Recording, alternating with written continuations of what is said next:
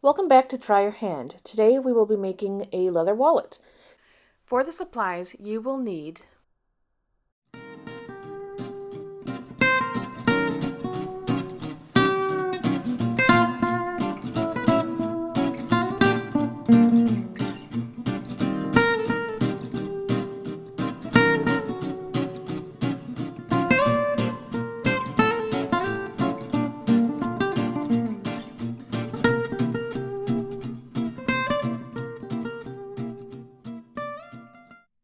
Okay, so the first thing that we're going to do is take our 3 pieces of leather and bevel the edges. So we'll take our beveler and put it at the edge of all of our leather pieces, and we're going to press down only a little bit and cut a little bit of the edges off.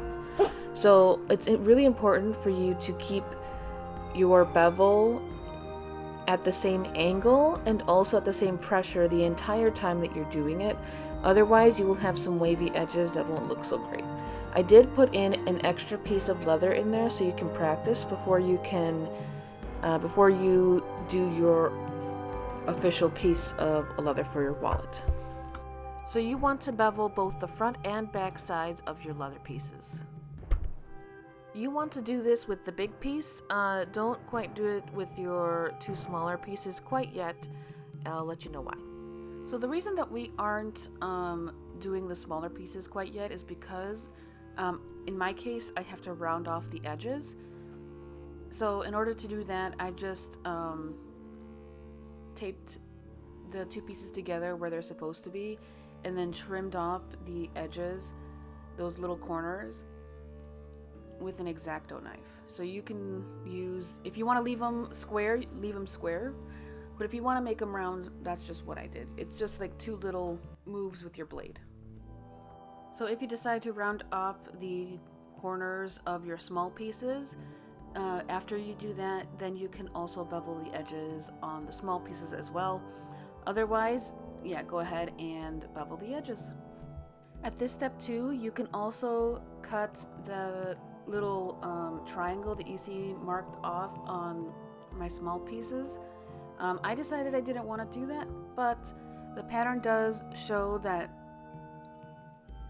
is there. What it's for is so that you get an easy grip on your card. If you want to do that, just use your template to mark off that little V shape and then take an X-Acto knife or box cutter or something like that to then cut that out. That you don't have to bevel, you can just leave it as it is.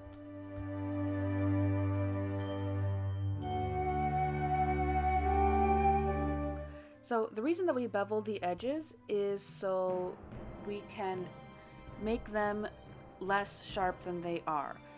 This leather that I have here that I am using as an example is very stiff, hard, and when you cut it, the edges are kind of sharp and can give you paper cuts.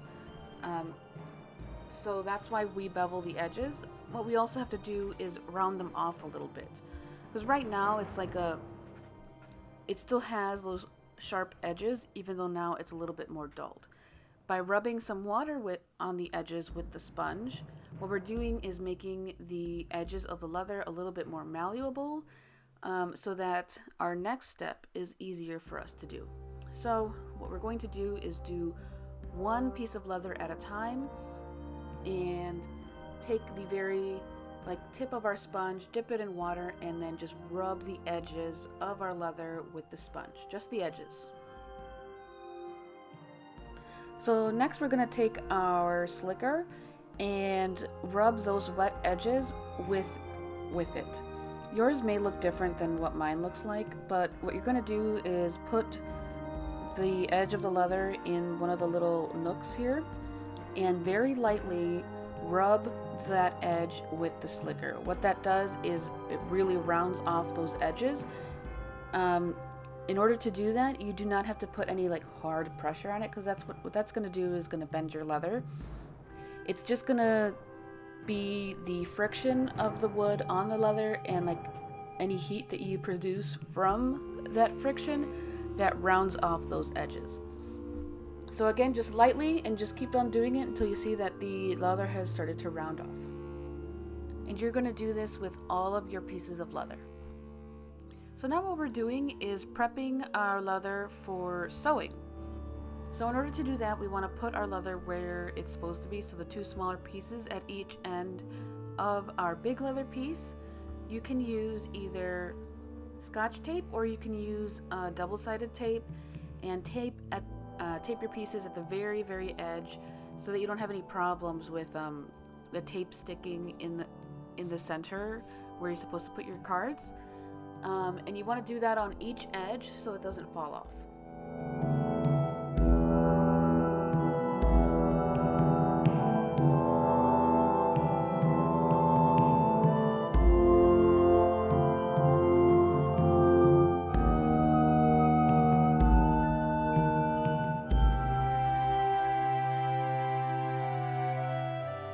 When I cut out the pieces of leather for you, I may not have cut them exactly the size of the pattern.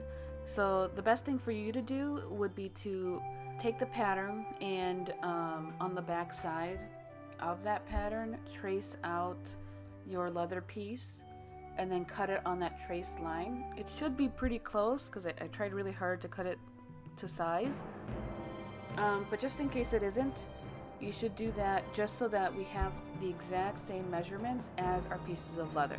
Because what we're going to do now is to mark off where exactly we're going to poke holes into our leather so that we can sew through them. Okay, so now that we have our template fully cut out, what we're going to do is we're going to measure out where our stitches are going to be.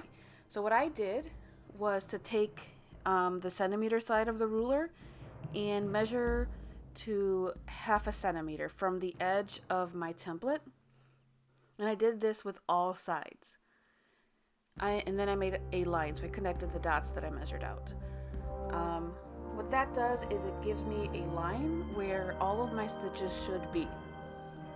So once I did that, what I did was to go from each of my little lines and go 1/2 centimeter and make a mark. And I did that all across each line until I got to the corner, and then of course I did all of the edges for that. Each mark is where each of the stitches are going to be in this project. Now what you want to do is take your template and then tape it onto your leather. I try to take some of the stickiness away from the Scotch tape, but if you have something with a little less tack, like painter's tape or something like that, that would probably be better to use. The reason that we're sticking the template on is because soon we are going to be punching out the holes. So when you're punching out the holes for the stitches, you want to make sure that the place that you're doing it is secure. So you want like some sort of mat or another like piece of leather or something that you're okay having a bunch of holes in. So maybe like cardboard or something like that, and put that on your working surface so you don't like put holes in like your table or your desk or something like that. Next, what you're going to do is take your awl and a mallet of some kind. I'm using what I have with me, which was a jewelry mallet thing, but you can use any sort of mallet that you have, or like a small hammer or something. Then what you'll do is, in each little mark that you marked on your template, you will then punch in a hole. Each time you punch in a hole, just make sure that you like jiggle your awl in there a little bit, just to make sure that the hole is big enough to put in your needle. So when you're done punching out the holes, now you gotta take off your template. So what you want to do is take off the tape, take off the template, and put it off to the side. Make sure that you have no more tape on your leather. Now we'll begin to sew. So what we're going to do is take a long piece of thread from our spool, and we're going to insert, on one side we're going to insert our needle through the eye, and then we're going to secure that. So the way that I did it was by taking the small tail and my needle, and then sticking the needle in the middle through the small tail of the hook, and then pulling my needle through, and then tightening the little knot that the little knot that comes through that. Then what you're going to do is drop that needle and then go to the other side of the thread and do the exact same thing. Now we're going to start to stitch. So in order to do that, we will insert one of our needles through one of our punched out holes and pull through. If it's too hard to pull your needle through, you can either take a pair of pliers and to have that help you pull through, or you can go again with your awl and just try and like jiggle it inside the hole and hope that it makes it a little bit bigger. I used both techniques when I was sewing up my project here. So when you insert one needle through the hole, you will then pull it through until you have the leather on like the center point of the thread.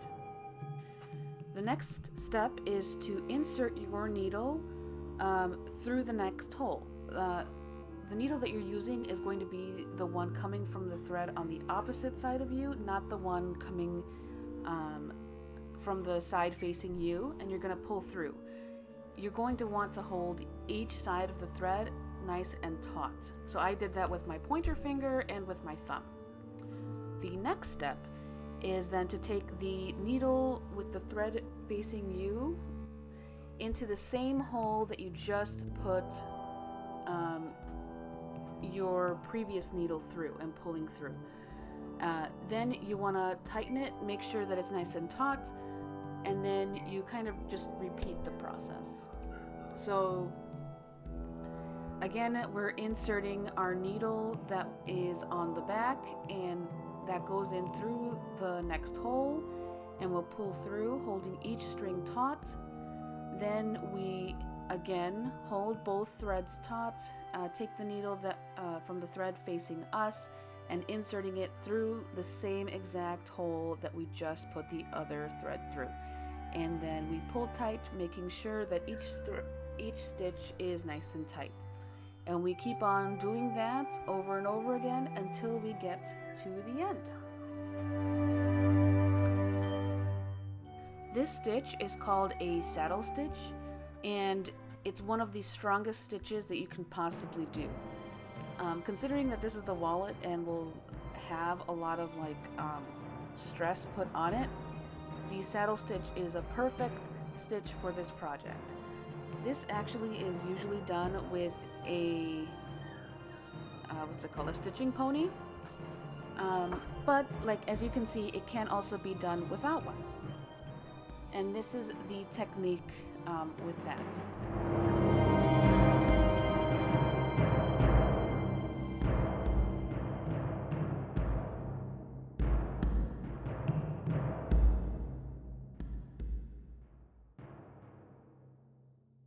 So now we're going to polish our leather with a burnishing gum.